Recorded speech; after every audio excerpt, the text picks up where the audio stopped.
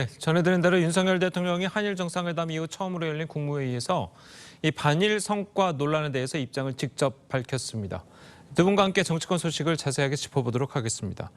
윤기찬 전 국민의힘 법률위원회 부위원장 그리고 김효은 전 민주당 선대위 대변인 나오셨습니다. 안녕하세요. 자, 어제 이 국무회의는 이례적으로 대통령이 23분 동안 모두 발언을 했습니다. 이 사실상 대국민 담화였다는 이야기도 나오고 있는데요. 자, 어제 윤 대통령의 발언부터 들어보도록 하겠습니다. 한일 관계도 이제 과거를 넘어서야 합니다. 저 역시 눈앞에 정치적 이익을 위한 편한 길을 선택해서 역대 최악의 한일 관계를 방치하는 대통령이 될 수도 있었습니다. 우리 사회에는 배타적 민족주의와 반일을 외치면서 정치적 이득을 취하려는 세력이 엄연히 존재합니다. 국민 여러분, 이제는 일본을 당당하고 자신 있게 대해야 합니다. 자, 이 대통령이 사실 이 국무회의에서 대통령이 모두 발언을 하는 게 보통 5분, 10분, 길면 10분 이 정도잖아요. 그런데 이제 23분이나 할애를 해가지고 이번 정상회담에 대해서 이야기를 했다는 것은 그만큼 지금 현재 좀 여론이 좋지 않은 것을 돌파하겠다. 이런 의지로 봐도 될까요? 그러니까 돌파라기보다는 뭔가 잘못 알려진 것에 대해서 바로잡고 싶은 생각도 있었을 겁니다. 예. 그런데 그러니까 그 야당 입장에서 보면 어느 정도 외교적 성과를 평가절하하는 것은 뭐 있을 수 있어요. 예. 국내 정치용으로 할 수 있는데 좀 새로운 문제를 오히려 우리가 제기하고 있거든요. 독도 문제를 또 꺼내고 오염수 문제도 꺼내고 이런 것들은 국내 정치용의 범위를 넘어섰다. 그래서 그것에 대한 바로잡음이 필요하다고 판단한 것 같고 예. 또 하나는 역대 외교적 기조와 다르지 않아요. 그러니까 문재인 정부 시절에도 대북 비핵화 회담이 경색된 뒤에 한일 관계를 개선하겠다고 천명을 하셨어요. 그래서 2021년도 마지막에는 궁극적인 목표는 한일 관계 개선이다라고 그 당시에 청와대에서 얘기를 했었고 그 당시 경축 기념사에서도 그런 말씀하셨거든요. 한일 관계라는 것은 공동의 가치를 기반으로 해서 역대 분업화에 가담을 해서 경제성장을 이루어왔다. 이것은 이제 1965년 청구권 협정 이후의 일을 긍정적으로 평가한 것이었어요. 그러니까 미래를 위해 나가자라고 제안을 하셨기 때문에 예. 역대 정부와 기조와 다른 바 없는 외교적 성과였는데 이것을 좀 평가절하는 걸 넘어서서 독도 문제 등 약간 있지 않았던 얘기까지 꺼내니까 이것은 조금 도가치내 친 게 아닌가라고 국민께 말씀을 드리는 자리가 아니었나라고 생각합니다. 예. 그리고 자, 이 대통령은 또 야당을 향해서도 비판을 했습니다. 뭐라고 했냐면 이제 반일을 외치면서 눈앞에 정치적 이익을 취하려 하는 세력이 있다. 이거는 뭐 민주당을 이야기하는 것 같고. 자, 그리고 역대 최악의 한일 관계를 방치한 대통령이다. 이거는 뭐 문재인 정부를 이야기하는 것 같습니다. 자, 어떻게 들으셨습니까? 어제 대통령께서 뭔가 작심하고 발언하신 것 같은데요. 어제 국민들이 필요한 건 작심 발언, 정면 돌파성 발언이 아니라 충분한 설명과 설득이었습니다. 갑작스럽게 강제징용의 제3자 배상을 우리 정부가 먼저 얘기를 했고요. 이어서 한일 정상회담이 있었습니다. 거기서부터 국민들은 왜 갑자기 이렇게 급하게 모든 것을 다 일본에 내주는 것처럼 하느냐. 그거에 대해서 국민들은 지금 의문을 갖고 있는 것입니다. 그렇기 때문에 그게 지지율 하락으로도 나타난 거거든요.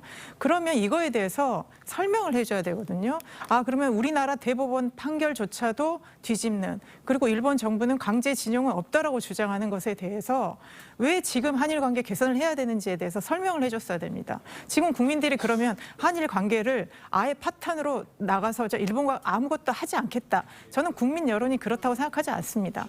그러면 대통령이 하나하나 조목조목 설명을 해주셔야 되는데 어제는 대통령이 화를 내고 있는 겁니다.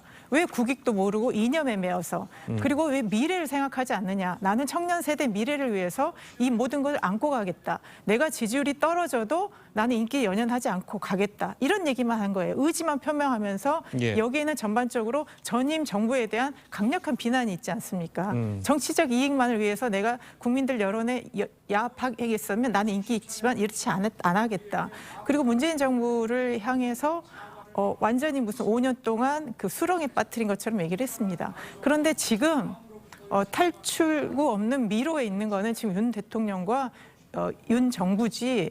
지금 국민들은 이거에 대해서 윤석열 대통령이 그럼 앞으로 어떻게 한일 관계를 개선할 것인지 국민들한테 묻고 있고요. 대통령과 대통령실은 이거에 대해서 성실하게 답변할 의무가 있는 것입니다. 예. 제가 한 말씀 드리면 대변인 말씀 관련돼서 사실은 이제 대법원 판결을 무시했다라고 뒤집었다라고 보기는 어려워요. 그러니까 대법원이 인정한 그 청구권, 배상권에 대해서는 그걸 실현하는 과정을 제3자 변제 방식으로 한 것이고 이것은 우리가 올라가다 보면 노무현 전 대통령 입장에서도 그 당시에 강제징용 피해자분들께 6천억 원을 통해서 나라 돈으로 돈을 그렇죠. 드렸거든요. 이것은 이제 그런 저간의 사정에 깔려있던 거고 그런데 2011년도에 그 우리나라 헌법재판소가 위안부 문제에 대해서 위헌을 내립니다. 왜 국가가 아무것도 안 해? 그래서 2015년도에 위안부 합의가 된 거예요. 그런데 문 대통령이 들어오시고 나서 2017년도에 사실 화해치유재단을 해산했잖아요.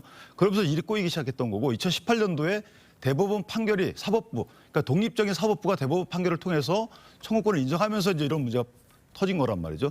그러면 그 당시에 집권했던 문재인 정부 시절에서 조금 더 적극적인 노력을 했어야 되는데 그래서 안 했다라는 이제 대통령 지적이라고 이렇게 이해하시면 될 것 같아요. 예. 그러니까 이제 대통령께서 모든 그 어떤 인식하는 그런 게 아직도 법률가적인 사고다.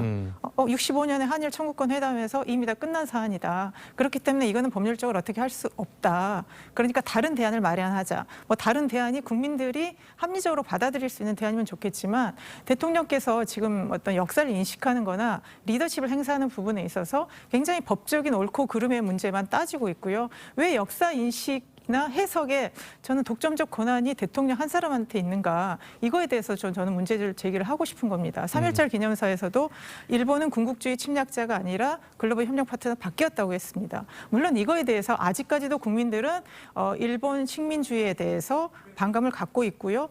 일본의 역사 청산이 충분하지 않다는 국민들이 많이 있습니다. 그렇기 때문에 이 부분에 대해서는 국민들과 합의해서 새로운 역사적인 해석이나 인식을 만들어 나가는 것이 중요하지 대통령 혼자 모든 것을 결정하고 결단하고 나의 이 구국의 결단에 대해서 알아주시오, 따라주시오 이런 거는 전반적으로 대통령께서 국민들과의 소통하는 방식으로는 저는 적절치 않다고 보여집니다. 네, 역사인식은 사실은 과거의 역사는 직시하자라는 게 이제 대통령의 말이었기 때문에 이 역사인식에 대한 것은 변함이 없어요. 국내 정치인들 똑같습니다. 과거의 일본의 잘못에 대해서는 분명한 사과를 받아야 된다라는 인식은 공통된 거예요. 그러니까 문재인 대통령께서도 미래를 위해서 협력과 연대를 해야 된다고 분명히 말씀을 주셨고 이것은 국가 대 국가의 외교 문제고 또 국제 정세를 반영한 연대 협력의 문제이기 때문에 역사 인식과 연대하고 협력하는 이런 정상회담 하는 문제는 사실은 조금 분리해서 봐야 되는 거라고 생각합니다. 예, 그리고 이제 일각에서는 지금 막 지적하신 것처럼 이 한일 역사 문제는 일단 우리나라 국민 감정에서 영린과도 같은 부분이어서 그것을 처리하기 위해서는 결국 한 사람의 지도자의 결단이 필요할 수밖에 없다라는 게 이제 일각에서 나오는 지적 중 하나거든요. 그 부분은 좀 어떻게 보십니까? 그러니까 국민을 전부 국민의 정서를 설득하는 것은 사실은 쉽지 않은 문제입니다. 그렇죠. 더군다나 피해자분들이 현존하고 계시기 때문에 그래서 1965년 청구권 협정 때도 박정희 대통령이 결단을 한 거예요. 그러면서 자본주의 분업 체제에 포함돼서 경제 성장을 이뤘던 것이고 그다음에 1998년도에도 김대중 대통령께서 결단하신 거예요. 그래서 IMF 위기 극복을 위해서 일본과 손잡은 것이고 이번에도 결단한 겁니다. 새로운 분업 체계가 들어서는 이 마당에 우리 홀로 일본과의 국민 정세에 기대서 국내 정치에 머물 수는 없는 거 아니겠습니까? 그러니까 지도자로서는 결단을 해야 되는 것이고 이런 결단의 필요성은 문재인 대통령께서도 갖고 계셨어요. 그런데 국내 정치를 벗어나지 못하셨던 것이죠. 그 당시에도 통 큰 결단의 얘기가 나왔었고 매듭을 끊어야 된다는 얘기가 나왔었고 하기 때문에 이런 문제가 정권에 따라서 변해왔다라고 보기보다는 어느 정권이 결단했느냐가 중요한 거고 이 결단이 만약에 역사적 흐름에 맞다 그러면 이 부분은 평가를 하고 다만 국민 정서를 어루만지는 행보도 하셔야 된다라고 조언하는 점은 저는 이해를 하겠습니다만은 이걸 토대로 해서 독도 문제까지 우리 스스로 꺼낸다고 하는 것은 이것은 외교적 작충수다 저는 이렇게 생각합니다. 예, 이 말씀하신 것처럼 지난 1965년 박정희 전 대통령의 항일 국교 정상화라든지 98년도 김대중 오부지 선언 때라든지 그 당시에도 국민 여론이 상당히 좋지 않았습니다. 지금과 마찬가지로. 그런데 그 이후 지나고 보면 모두 다 이제 평가를 내릴 만한 물론 장단점이 있지만 그래도 좋은 평가를 좀 받고 있지 않습니까? 그래서 이번 한일 정상회담도 나중에 역사가 평가를 할 때는 달라질 수 있다. 자, 이런 이야기도 있거든요. 어떻게 보십니까? 그러니까 이제 윤 대통령은 그거를 기대하시는 것 같습니다. 내가 이렇게 인기 없는 결단을 하지만 이거는 역사에서 평가받을 것이다. 이 얘기를 이제 대통령실이나 주변 관계자도 많이 하는 거죠. 그러면 물론 국가의 일국의 지도자가 결단을 할 수는 있겠죠. 그러면 결단이라는 것도 개인의 생각보다는 결국은 그 당시에 어떤 국익이라는 문제 그리고 국민들의 여론, 물론 국민들의 여론이라는 게 반대가 될 수도 있겠습니다.